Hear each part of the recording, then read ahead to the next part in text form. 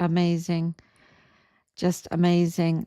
So much is happening, and there's a big shaking going on. A big shaking because God requires that we forgive, right? He requires that we forgive. But there's no forgiveness without accountability. And so, in order to get the accountability, we need prosecutors. We need prosecutors and we need justice. And uh, those offices right now are being blocked, or they're infiltrated with individuals that are up to no good, that are absolutely enemies. And so, God's shaking everything up. He's shaking everything up. It's just really incredible. And, you have to remember, God says, it's mine to avenge. It's mine to avenge. I'm going to do this. And that's where our faith comes in, because we've got to keep going. We've got to keep going, moving forward, absolutely identifying the crimes, because you can be FBI. You could be absolutely FBI, CIA. You could be the greatest investigator, and then um, identify the crime, document the crime, file the crime. But who's going to prosecute? Who's going to prosecute if you don't have any prosecutors?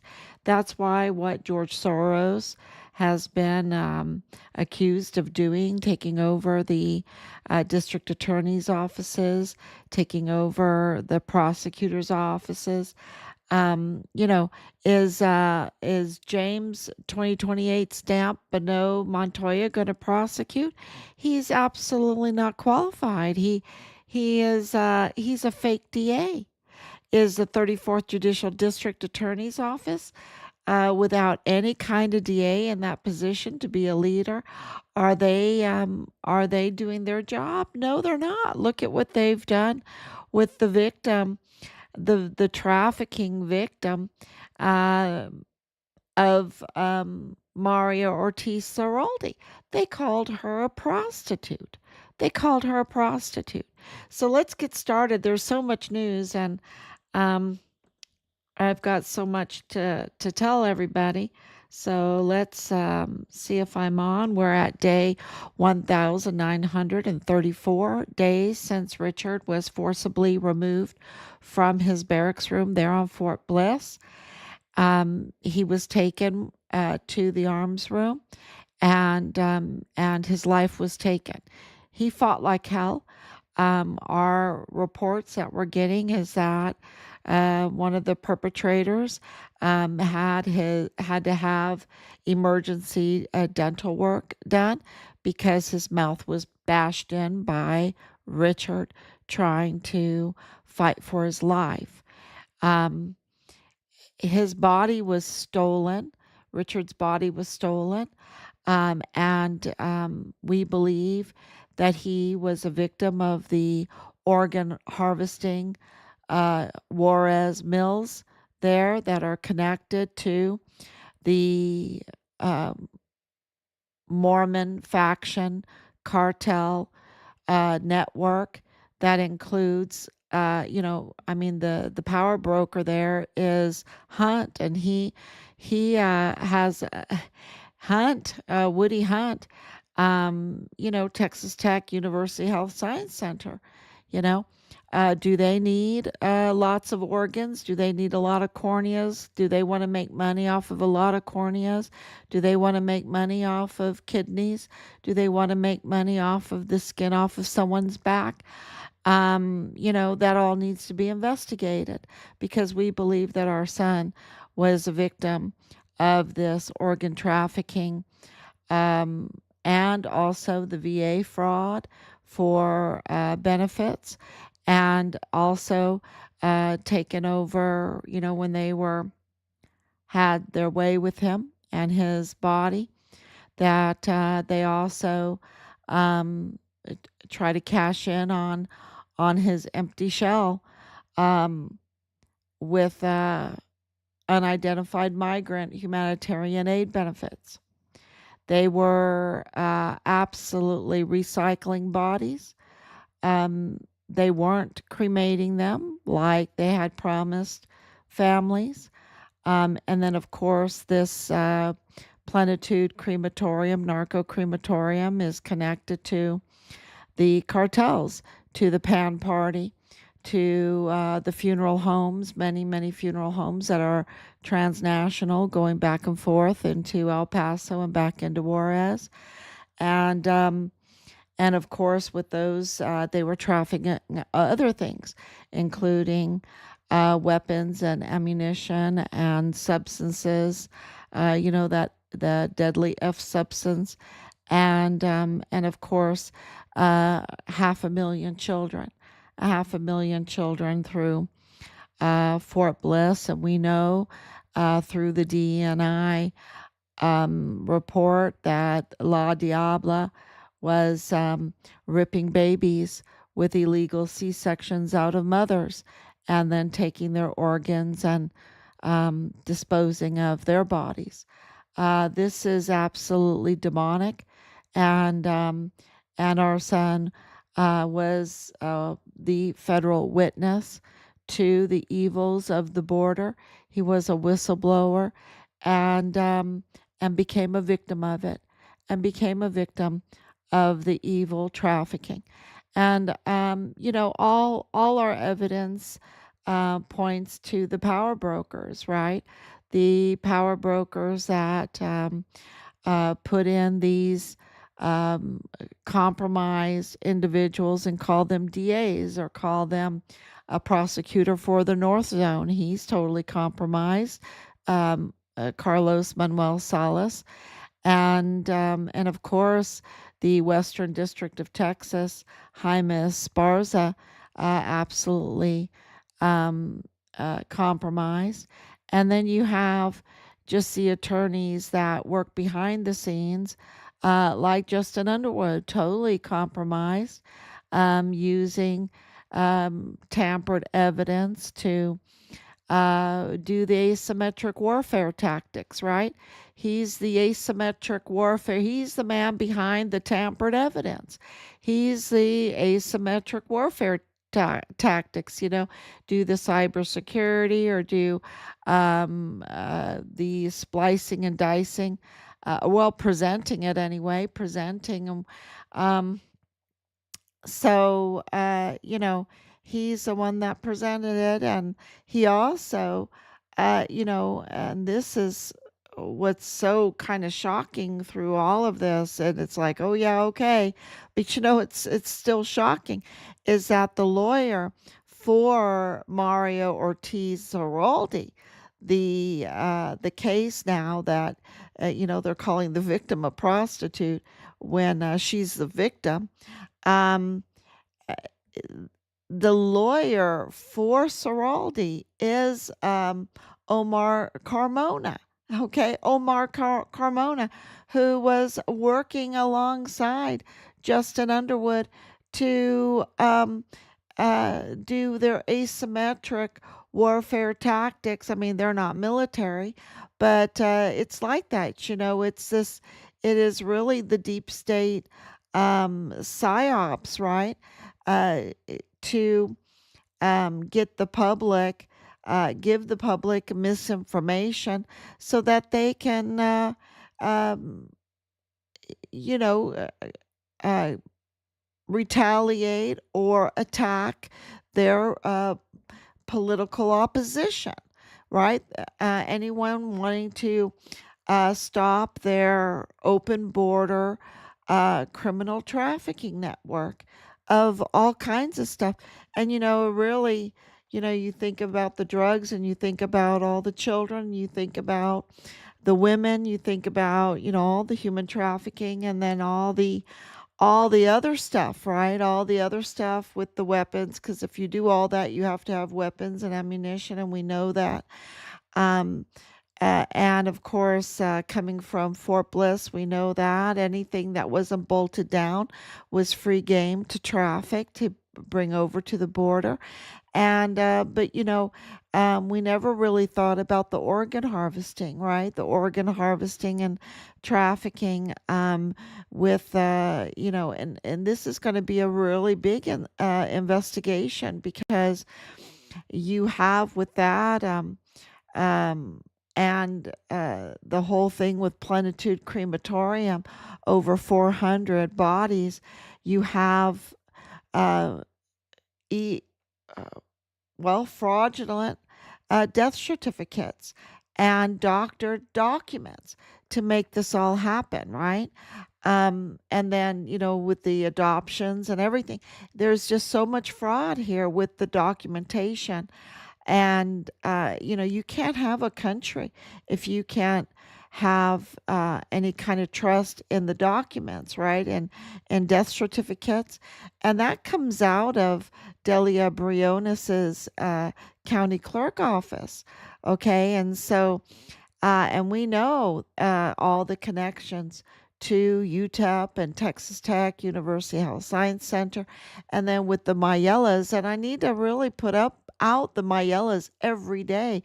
Please go through my Facebook and share the Mayella information, because the Mayella information proves that Bob Moore uh, withheld that from the public, withheld that with the public, and pushed the fake narrative that Patrick Crucius was mentally able uh, to do a mass shooting, which he's not. He's not. He is admitted that he shot one or two, which is enough to give him the death penalty, right? But to carry out an operation like the Walmart mass shooting, he's not, clearly. And Bob Moore kept the Mayella family information, which is Crucius's family, from the public. And they are witnesses to that.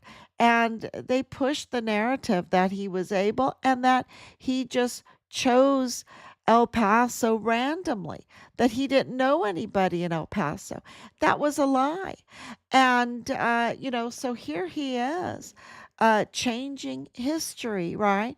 Changing history with, documenting lies that he knew, because he had that information. And we know he had the information because we have hard evidence that he had that information. And there's witnesses that he had that information. Um, i- i- you know, in July of 2020, that Patrick Crucius's family, or the Mayella family, that they were in the federal courthouse, that they were in the FBI office, that they were in the DA's office, that they were working at Walmart cybersecurity. Um, he knew all of this, and he participated in falsifying history. And that's what he did in our son's case. That's why this is so important, because we're laying down evidence of the pattern, of a pattern that he actually does this all the time, that he is a biased, biased, disgraceful individual, and that he played a bigger part in Richard's case. He played a bigger part. He was part of the case that he was then reporting on, because it was A&R Chavira, which he is connected to, that targeted Richard. So, but he knew about the Mayellas. The Mayellas absolutely are witnesses to Patrick Crucius's mental state, his autism, his fine motor coordination, which is very lacking. He couldn't tie his shoes when he was 18. We know this. We know he couldn't even speak until he was around 6 years old. So this is documented now. It took all these years, but Bob Moore had all of this in 2020. Okay, so let's look at the recent case at the BBC. The recent case at the BBC is, uh, the CEO uh, uh, allowed the splicing together of a video for J6 to change history, to make history something that it's not. to make President Trump say something that he didn't. And she has now resigned. Now, this is a really important point that everyone needs to know. Um, if this was a one off, okay, if this was just a mistake, she would not have to resign. They would put in a correction, they would issue a correction, they would call President Trump up and apologize. They would probably fire someone lower down for doing this splicing, but she wouldn't have to resign. But because not just her, but another high level individual in the BBC had to resign. So both of them, because they're facing a $1 billion lawsuit that needs to be filed. It has to be filed because this is a pattern. They have a pattern. Um, that's why they had to resign, because they know that this is not a one-off. This is a pattern, and there had to be some kind of action with BBC to try and prevent a $1 billion lawsuit that they're sure to lose because they are bias. And that pattern is seen in her being the president of the NBC, a part of NBC that ran the nightly news and all that.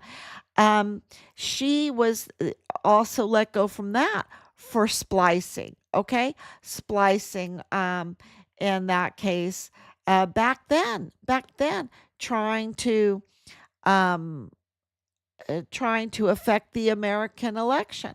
So, not just once, not just the 2016 election that she tried to affect by presenting false evidence to the public through NBC, but then again, in 2020, she was doing it with BBC. Now, BBC is different than NBC because BBC, and I lived in Ireland for many, many years, so I know we have to pay for a license, a TV license. We have to, it's like a tax. It's a tax. It's called the TV license. And this is owned by the country, right? By the countrymen. So 1 billion is coming out of the pockets of the British. They're not going to be too happy about this, okay? They're just not going to be happy about their money. Um, going to paying off a lawsuit, a $1 billion lawsuit. Um, and because their rates probably will go up, because you don't think that the workers for the BBC are going to want to take a pay cut to pay for this 1 billion, right? So this is a real scandal, a real scandal. But for us, what it proves is that there is a pattern of manufacturing and fabricating evidence to affect politics, to be very biased. When, like El Paso Matters for Bob Moore, because they are a 501c3, they can't be biased. They have to be neutral. And they are supposed to be educational. But yet they are operating bias. They did that in our son's case. And that's why this is laying down evidence proving a pattern of them abusing their 501c3 and acting so biased. And now you have, what is it, Stephanie Vaya and the other woman, now working for the DA's office, these media um, clowns, these media clowns, are now working for the DA's office, where that 34th Judicial District Attorney's office is calling the victim a prostitute. And she has been, the big R, and trafficked. And Mario Ortiz Saroldi, an attorney that knows better, um, uh,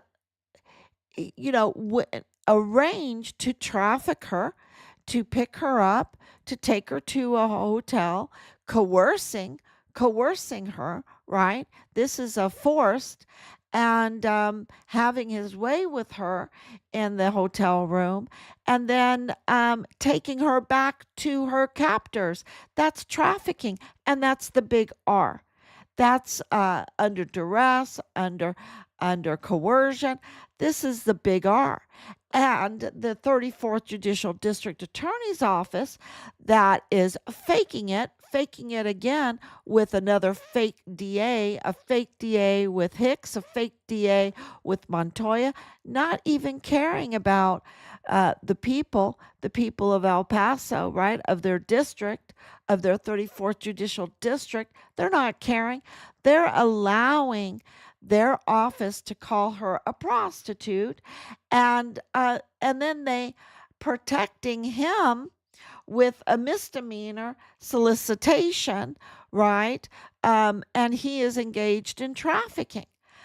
So this is really showing that the likes of Stephanie Vaya are so used to this pattern of tampering, of splicing, of fabricating, of manipulation, and if that means at the price of these trafficked girls that are being big R, then they'll go along with it. That's how bad they are, what clowns they are. And where are the women? Where are the women's groups coming out for these girls? And I call them girls because and you might find it. I haven't found it. In the articles, they list all the ages of the traffickers, including Mario Ortiz Saroldi. They got his age wrong at the beginning. It was kind of confusing, which tells you something, that they were maybe nervous about the ages, because they haven't put out the victims' ages. Okay, they haven't put out the victim's age specifically for Mario Ortiz Saroldi, who he took to that hotel room and then brought her back to her captors. And they haven't put out the age. Maybe they did. I didn't see it. So, but what I've read, they haven't put out the age. And there's a red flag with that, because if they haven't put out the age of the victim, then there is a possibility that that victim is a minor. Okay, that victim is a minor. That's this is how serious all of this is, that we have the 34th Judicial District Attorney as office coming to bat for an attorney that is being represented by Omar Carmona, who was working with Justin Underwood, right? Who is the biggest deceiver. All of his commercials are like with his children. He shields himself with his own children, acting like all patriotic when he is absolutely outright working to hurt our election process, to unseat a duly elected officer. It's just you can't make it up. They play this asymmetric warfare tactics on you, this psyop, trying to say, oh, I'm so good or whatever, but underneath they're just rotten. They're just totally rotten. And where is the media coverage for the Mayellas, right? Where is the media coverage for the Mayellas? Where is the 34th Judicial District Attorney's Office prosecuting the Mayellas? They asked, and they should be prosecuting El Paso Matters, right? the deception to interfere with a mass shooting case is so criminal, and to shield these witnesses, um, that was obstruction of justice, total obstruction of justice, because they were misleading and not letting these witnesses give information, and give information that's accurate to the public, about his autism, his severe autism, where he's banging his head on the sidewalk. Patrick Crucius had severe autism, and he's near blind. Okay, he's near blind. He's blind without his glasses. So, to be able to shoot like that, to be able, and then he even couldn't even get where he uploaded the manifesto. He said 4chan, and they were like, "Oh, don't you mean 8chan?" Because 8chan is where it was uploaded to. And they're just leading him. They have to lead him by the hand. He surrendered twice because he surrendered too soon. He didn't get it right. Go away, Patrick, come back when, we told you it was time to come back. All of that needs to be investigated, because, there was, and Judge Rodriguez in his letter made it very clear that he reported irregularities and tampering with the Walmart mass shooting case, right? And of course, he's a whistleblower for our son's case. So I highlighted some of his sentences in the cease and desist that he wrote and copied us on, and we're very grateful for that. And I hope that you take time to read those highlighted sentences, because it just shows that you have the same culture when it comes to the BBC, the NBC, the El Paso matters. And of course, now don't forget the Texas Tribune, and I think the Sarasota Herald, right? Because lived in Sarasota for a while. Those are all Woody Hunt stuff, right? Those are all Woody Hunt. So you have to know who owns what you're reading, and what their intentions are, and all of this. And Woody Hunt, he has his own bank, West Star Bank, who put money there. And we know that there was fraudulent distribution of the Walmart mass shooting funds, which was more than $12 million. So, this BBC is really, really telling, because of everything in the case that has been tampered with. So it's laying out proof that they have a history of this, and an ongoing history of doing it. So this is helping um, um, establish the evidence that we need to move forward. The big thing that we're concentrating on is, of course, repatriating our son's remains to us, right? And that's a vicious battle. And, but God is in control of all of this, y'all. We don't have to do it alone. And that's really my point with all of this. These 5 years, over 5 years, I can tell you right, hands down, hands on the Bible, that God was leading the whole thing. It was just a miracle after a miracle after a miracle to even find the Mayellas, right? That the Mayellas existed, and Nadal Baim too. And you have to understand, when Nadal Baim said that Richard was dead and that he was over in Juarez, and they were looking for him in 5 different places, that's a lot of tampering there, a lot of tampering, dismemberment, a lot of recycling, a lot of that going on there. We called the State Department, okay? We called our connection, our contact at the State Department, and he confirmed that the FBI were there looking for Richard, and in 5 places. He confirmed exactly what Nadal Baim said. And so that's really important. And of course, we have the FBI, Connell Witten, that is totally compromised. Also, with Jesus Nieto Jr., he's totally compromised and in a big way because his wife works in. With the military and intelligence.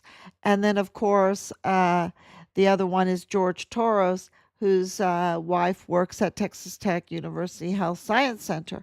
And that's where Alexis Mayela Crucius is working. Okay. So, this is really important information to share, and to get out there. And we just want to say thank you so much for everything that you're doing.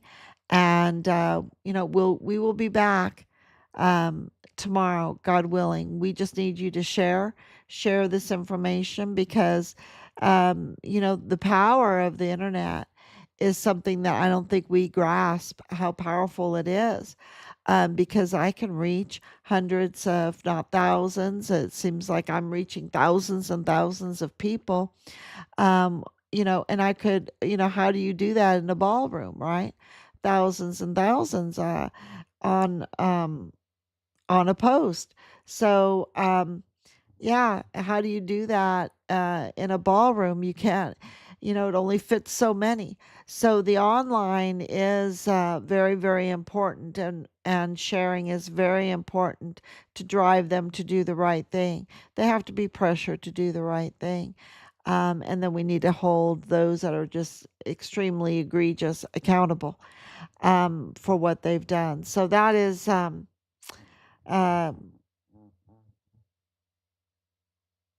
our goal, our goal.